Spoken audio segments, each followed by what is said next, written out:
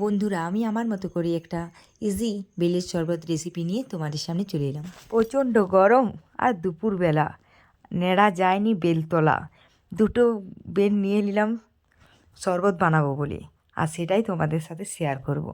এরপর প্রচণ্ড গ্রীষ্মকাল আসছে, বেলের শরবত খেলে নাকি শরীরও ঠান্ডা থাকে, আর সেই ঠান্ডা মেজাজ করতে নিয়ে চলে এসেছি বেল।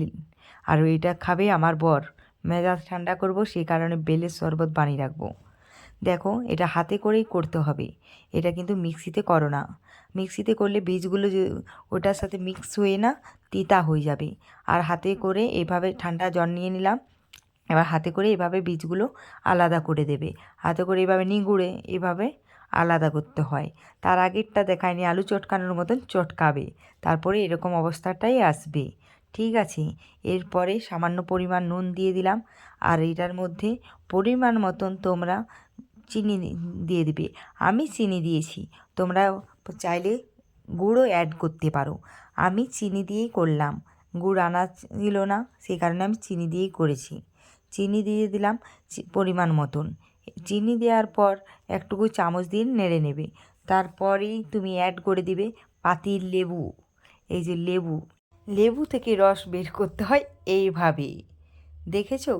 ঠিক এইভাবে লেবুর রস বের করে নেবে, কিন্তু বেশি নিংড়ো না। বেশি যদি এভাবে লেবুর রস নিংড়তে যাও না, তিতো হয়ে যাবে।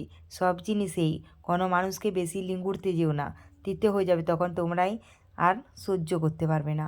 এটাই হলো শিক্ষা। একটা কাচের গ্লাস নিয়ে নিয়েছি, এবার ছেঁকনি দিয়ে ছেঁকে শরবত বানিয়ে ফেললাম। ওইটা একটু জাস্ট মজা করলাম। ঠিক আছে, শরবত আমার রেডি।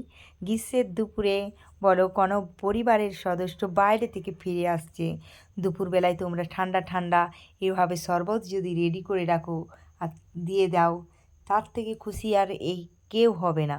বাস, দিল খুশ।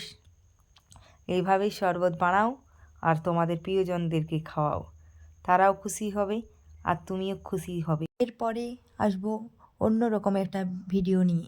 ততক্ষণ সুস্থ থেকো, ভালো থেকো। Thanks for watching. Radhe Radhe, Hare Krishna.